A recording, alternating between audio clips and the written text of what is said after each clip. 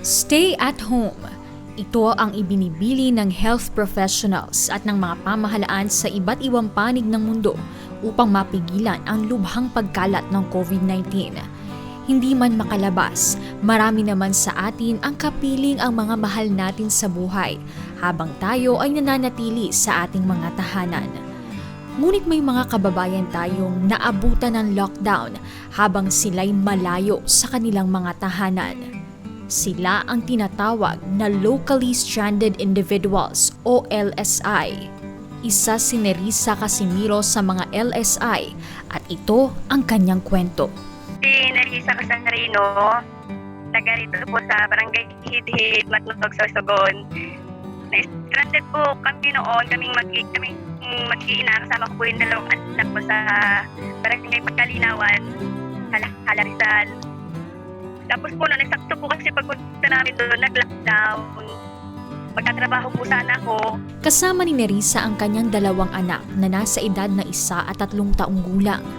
Walang pera, nakikitira muna sa kamag-anak, hindi makauwi at malayo sa minamahal na asawa sa loob ng 3 buwan. Na problema na po ako noon kasi syempre mahirap pong buhay. Nahihiya po ako dun sa hipag ko. Syempre, nabot po kami doon ng 3 buwan. Araw-araw ay binata ni Nerissa ang pangungulila. Napakahirap po. Halos umiiyak po ako ng gabi-gabi. Gabi-gabi po ako naiiyak dahil nga, syempre, kahit sabi nga po nila, okay lang basta kasama mo anak mo. Pero iba pa rin po pag hindi mo kasama yung buong pamilya mo. Kahit na yung gulay-gulay lang yung ulam, okay lang. Kahit nga magdidibil pa ng asin, basta magkakasama, okay na po yun. Hindi mapalagay, kaya't hindi nakakatulog ng maayos tuwing gabi si Nerissa dahil sa pag-aalala nito sa kanyang mister na bagong opera lamang. Ang natatandaan ko lang po, hindi talaga ako nakakatulog sa gabi. Kahit po merong tawagan sa cellphone, iba pa rin po. Kasi siyempre, yung asawa ko kasi galing din po siya sa opera. Kaya parang hindi rin ako mapalagay doon sa halahala. Upang maibsan ang hirap na dinaranas, patuloy na naghahanap ng paraan si Nerissa kung paano sila makakauwi ng kanyang mga anak sa Sorsogon. Tila isang pintuan ng oportunidad ang nagbukas nang may nakita siyang grupo sa social media upang mahinga ng tulong. May nababasa ako sa cellphone, may group chat po kasi ako na usapang pamilya at relasyon. Doon ko po nalaman na may UNTV nga po. Tapos sabi ko, mag-try kaya ako. Kasi ang mga nagbabasa ko po sa mga posts is grocery. Pero mas pinili ko kung baka sakali po ako, baka matulungan na ako ninyo ng UNTV na makauwi. Nag-chat po ako noong una, tapos may nag-reply naman po sa akin. Sabi po sa text, magsabi lang po kung ano yung kailangan. Agad-agad namang natulungan si Nerissa ng Bike Brothers International. Nalaman ko po yung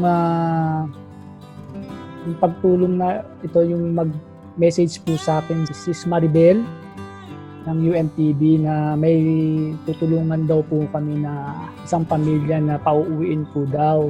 So early morning po nung ma-receive ko po yung PM niya, agad po akong tumugon at kumontak sa aking mga kasama para sa maliit na parang kami po yung makatulong kay Ate Nerissa po. Lubos naman ang pasasalamat ni Nerissa sa Diyos at sa lahat ng mga tumulong sa kanya sa panahong gipit na siya. Napakasaya po po. Sobrang laking pasalamat po sa UNTV, sa dating daan. Si Mama Marce yung naging way na nagsabi po niya, siya po yung nag-assist sa akin. Nakarating naman po kami ng maayos dito sa Matnog.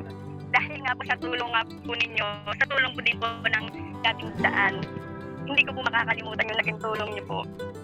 Natutunan ni Nerissa na bagaman mahirap ang buhay, kontento na siya basta kapiling niya lamang ang kanyang buong pamilya. Masaya po ako. Kahit na ganito lang, sa yung bahay namin. Nung nakawalay po ako, hindi ko pala kaya. Napakahirap po pala pag nasanay ng kasamang pamilya. Ayoko po mapahiwalay na sa pamilya ko. Dito na lang po kami magsama-sama. Ang importante po talaga ang pamilya. Pamilya po. Sa lahat naman ng mga stranded pa rin hanggang ngayon, ito ang mensahe ni Nerissa. Basta pray lang po palagi. Tapos Ang naramdaman ko po talaga na sobrang stress na po ako, depressed na hindi ko na po alam yung gagawin ko po. Basta, pag ako na-depressed, dasal lang, puro pray lang. Mayroong sagot sigat at mga natin sa mga problema natin. Yun nga, yung sa akin, ang nakikisagot nga sa akin, ang naging way kasi pati na yung dasal ko, sabi ko, Lord, tulungan niyo ako. Hindi ko alam ang gagawin ko, bigyan niyo po ako ng parang senyalis, parang gano'n. Hanggang sa, po nga yung UNTV, huwag mawawala ng pag-asa, laging may way sigat para makaalis dyan sa lugar na kung saan na-stranded.